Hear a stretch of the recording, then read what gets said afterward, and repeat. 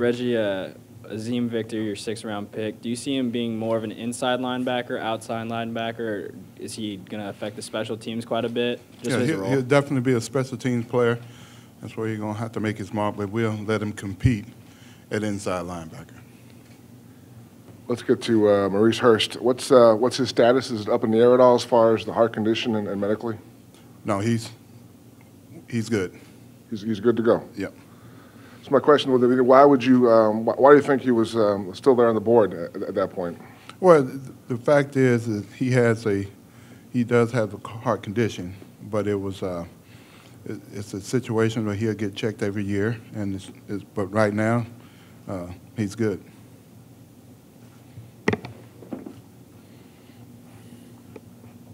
How high did you guys have him before this heart condition came out? I'm not going to tell you my board, but we had him higher than where we took him. Let's put it like that. And what is it you like about him? Well, we love the person, number one, but the one thing he can do is work the edge of the offensive lineman, and he does a good job of maneuvering around that block and getting upfield. What did you learn about him from his visit here? And do you think he's going to be a good fit at that 3 technique spot? Definitely, he'd be a good fit. What we learned about him was we learned about him as a person, and we definitely got more information medically, which was one of the main reasons we brought him in. So, got a lot of information that we got about the person. During that visit, did that make you more secure having evaluated him medically here? Did that make you more secure in making the pick? Reggie, what did you guys learn about yourselves as an organization working with John and the new staff that's here through these past 3 days? It was fun. It was fun. It was the one thing that this staff has. They have a vision. You know, they know exactly not only what they want, what they need, and what will help them be successful. And they communicate it really well. So I thought it was really good the way the scouts and coaches interacted, and myself and Groove. Scott Winter, Silver and Black Today. Reggie, the theme today seemed like a risky business where you went after a lot of top talent, but a lot of questionable issues, you know, all throughout the day. Is that a change for you? Because in the past, it hasn't been the case going after those kind of players. Well, when you say risky business, you're talking from medical and a couple of character issues. You know, on the medical deal, we're not going to, unless our medical people flat out rejects a guy, we're not going to flunk them. You know, if they feel like they can play this year, we're going to pass them. If they're going to be well at a certain point, we're going to keep them on the board. Now, if it's something that will prevent them from playing forever, then we take them off the board. Now, as far as character, we're not going to condemn these kids for mistakes. And that's one thing. And we're not going to lower our standards ever, okay? But we feel like we have a great system in place to help guys who have fallen. But if they're willing to stand up, own it, and get better within themselves, we're going to give them a shot. And I think we're going to hold them accountable, and I think this staff is going to do a great job of holding them accountable and helping them. What do you think Jihad's time here didn't work out, and what went into that trade, and what do you guys think you're getting in Ryan Switzer? Well, when they called, it kind of opened the doors, you know, and the bottom line is we drafted 2 interior guys, and that kind of opened the door.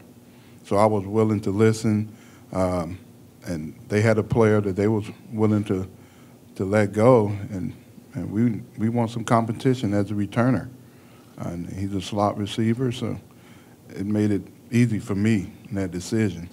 I feel like that's a good way to us upgrade our football team. We saw the case of two punters going in a row there. Was your selection at all a reaction to the selection before you, or Absolutely not. We had him. I had him target. I had that pick target for my punter. what do you like I'm about glad I had my punter there. So, but that was it worked out great. What is it about Townsend that you like? Shoot, I love the kid. I know his little brother. His little brother was a roommate of my son at Tennessee before he transferred back to Florida to be with his brother. And but I know the family very well. I know what he's made of. He does a great job, directional punt. He's a great holder. He's a great little athlete. I think he got a lot of intangibles to be one of the best punters in the years to come. Reggie, speaking of Townsend's little brother's roommate, the Chiefs' 6th-round draft pick said that he was looking forward to whooping up on you and whooping up on the Raiders for many years to come. On a personal level, I mean, what's going through your mind and your heart when you see Khalil get drafted, and then on the professional level as well? I mean, he's switching from defensive tackle to offensive guard. A lot going through my mind.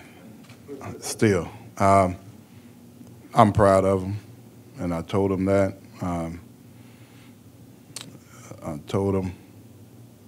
always told him when we take you, we're going to put you on the offensive line too. So I see what Coach Reed's thought process is.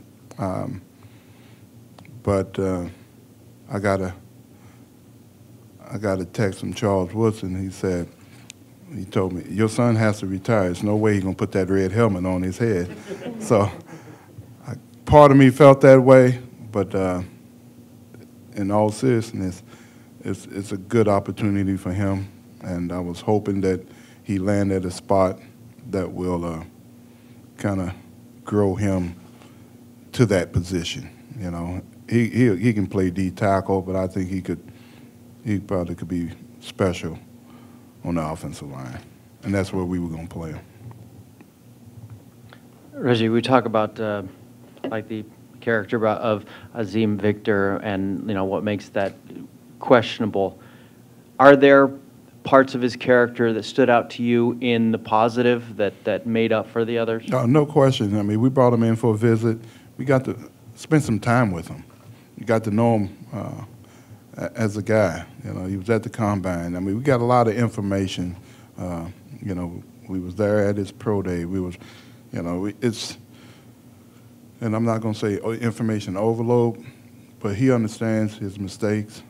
And when he's willing to transform that, and we're willing to give him a shot. And we're going to put a system in place for him and to help him. As long as he's committed, we're going to commit to him. What do you like about Marcel Aitman? And you have a lot of depth now at receiver, a lot of guys. You're having Switzer and Aitman today. How do you assess that position and where you are in terms of some of the depth guys? Well, I'll tell you what, Marcel, when we had the opportunity to get a big receiver like that, we jumped at it.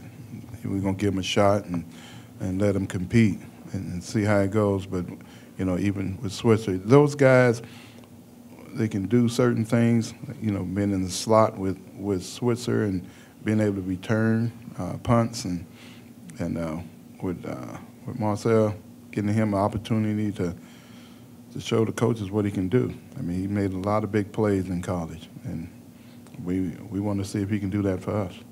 What are you guys getting in Nick Nelson, your 4th rounder, once he becomes healthy from that meniscus injury? Mm-hmm. What do you say? What do we think? What do you think you're getting in him? We think we get a pretty good little corner who can play nickel. We think we're getting a 2-for-1 deal there. I mean, he's a really good football player. He knows how to play the top of routes and a lot of pass breakups. Now he's just going to have to learn how to get some interceptions. You know? Reggie, you characterized Mo's being evaluated each year for that heart condition. Mm-hmm. Is it fair to describe his ability to compete in the NFL as a year-to-year basis based on the result of those evaluations? Well, no, that's just something he has to go through. you know, so however we want to term it, you know, it's just something that he's, you know, now that they've found out whatever this condition is, you know, I'm not going to get into all the medical terms and all the what ifs, but he's just going to have to follow a certain deal that where he gets checked, and just so everybody's on the same page and we all know everything. So, you know, when something like that happens, now to be smart is to keep getting checked. You know, we all go through our annual physical exams, see what kind of shape we're in. Some of you guys need to get that checkup a little more often. I'm not naming names. Reggie, is there any thought to maybe kind of easing him into things with this whole situation with his heart and like not go right from the start? No, not at all. There was John had talked about the urgency or the quest to get that interior pass rusher. Now after this draft, you have P.J. Hall, you have Maurice Hurst, and you have some incumbents there with Mario Edwards. How would you assess that defensive tackle spot, especially in terms of your interior pass rushers? Are you at this point satisfied with the talent that you have there and feel like that could be an improved position group? I would be more satisfied when I see our sack total rise. So if that result turns into results for our interior to get more sacks and to help our edge rushers get more sacks, then absolutely. But the intent will always be to get not only add depth, but competition and rotation. So the more you have in there, I think the better off you'll be throughout the game, from first quarter to when the final whistle blows. So adding some of these players during the offseason and this draft, we think we got better in regard to that. One more.